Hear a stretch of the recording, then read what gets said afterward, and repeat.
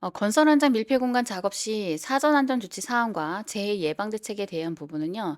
그 취약 시기 건설 현장 안전 작업 지침과 그리고 그 산업안전보건공단의 밀폐 공간 작업 매뉴얼 내지가 있거든요. 그거 두 개 내용에 참고를 해서 가지고 왔어요. 그 밀폐 공간 작업 같은 경우는 우리 앞전에 안전보건 규칙에 관련돼서 많이 본 부분이에요. 그 내용이 다 이제 추각해서 요 조항에 다 들어갔다고 보시면 돼요.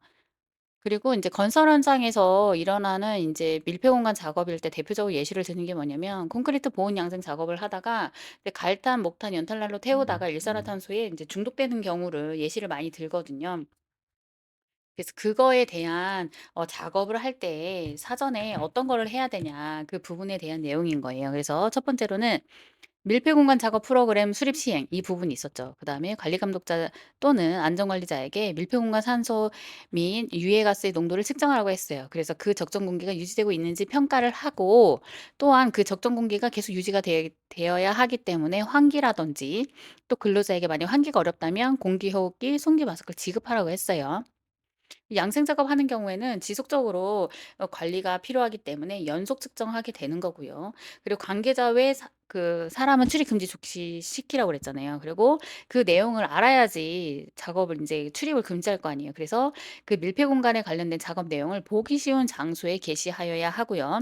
그리고 입장하고 퇴장할 때, 입퇴할 때 인원을 점검하라고 했어요. 그리고 관련된 내용을 작업 내용을 뭐 내용, 인원, 작업 시간, 산소 및 유해가스 농도 측정 여부를 꼭 파악할 수 있도록 게시하라고 했죠. 그리고 작업 상황을 감시할 수 있는 사람을 외부에 감시인을 배치하라고 했어요. 그래서 작업자와 감시인 간에 연락을 취할 수 있는 형태의 설비를 갖추라고 했고 그 구조 요청이 있다면 감시인은 꼭 외부에서 구조 요청을 할 수 있도록 하고 만약 직접 구조를 한다라고 하면 손기 마스크 착용 등 안전 조치 없이 밀폐 공간에 들어가서는 안 되겠죠. 그리고 사업주로 사업주는 그 작업 시작하기 전에 꼭 피난하거나 구출하기 위한 사다리 안전대, 구명밧줄, 공기호흡기, 손기 마스크 등의 대피용 기구를 갖춰 둬야 될 수 있도록 지원을 해 줘야 된다는 부분인 거예요. 그리고 재해 예방을 하기 위해서 요거를 있었어요.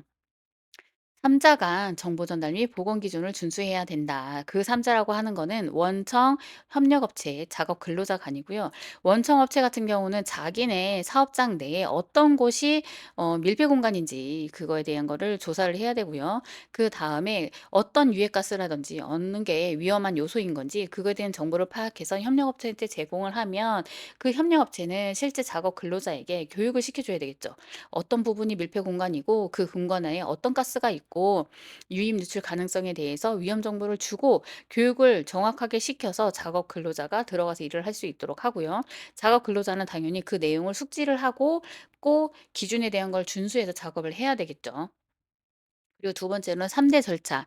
밀폐 공간인지 아닌지 먼저 평가를 해 가지고요. 그 밀폐 공간이 만약에 밀폐 공간이라고 됐으면 판단이 되었으면 출입 금지 조치를 해야 되니까 표시를 한 상태에서 작업자가 들어갈 수 있는 조건인지를 해야 되는 거잖아요. 그래서 유해가스 차단 조치를 했는지, 농도가 측정해서 적정 공기인지, 환기 설비는 되고 있는 건지, 보호구는 비치가 되어 있는지에 대한 게 완벽하게 되어 있다라고 충족하는 경우에 출입을 허가한다라는 출입 허가제를 준수하라는 거죠. 밀폐 공간 평가, 출입 금지 표시, 출입 허가제 요거를 준수해야 된다는 내용이고요.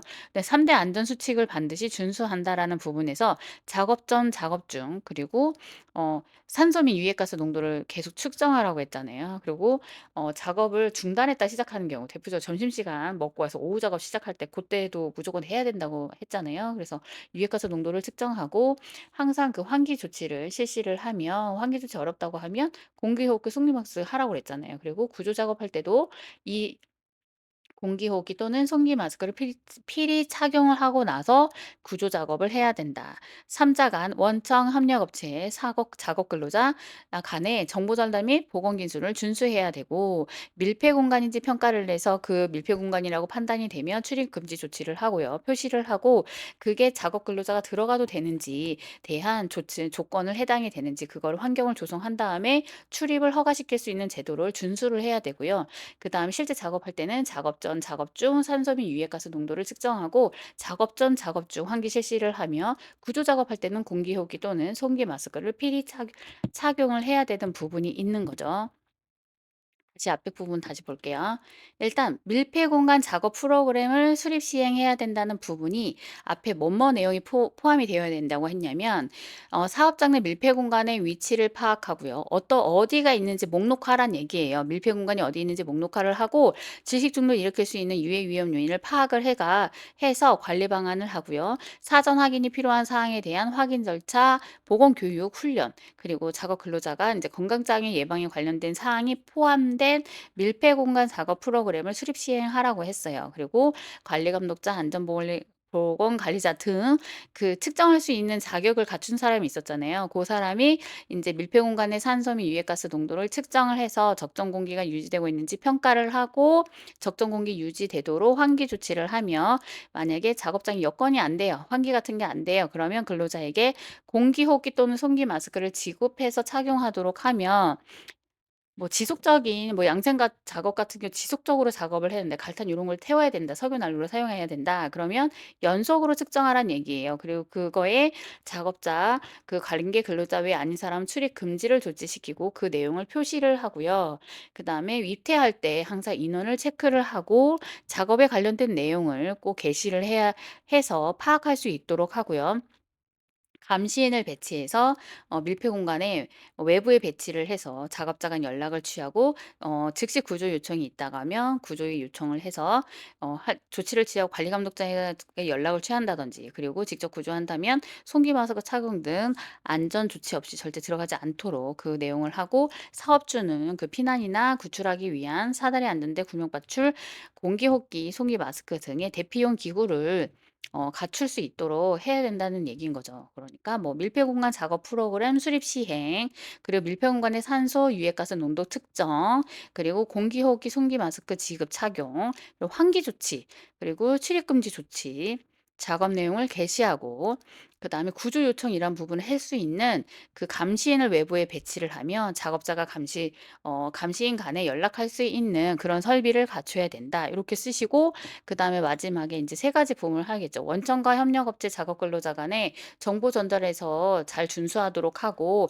밀폐 공간이라고 하면 그 밀폐 공간에 출입 금지 조치를 하고 그 작업 근로자가 들어갈 때 그 어떤 조건이 맞지 않는다고 하면 출입을 못 들어가게 할 수 있는 그런 출입 허가제를 준수를 하고 실제 작업할 때는 작업 전 작업 중 산소 및 유해가스 농도를 측정하며 환기 실시를 하고요. 구조 작업 시 공기호흡기, 손기 마스크를 필히 착용하는 것으로 인해서 인제 건설 안전 건설 현장에서 밀폐 공간 작업을 할 때 재해 예방의 대책으로 할 수 있겠습니다.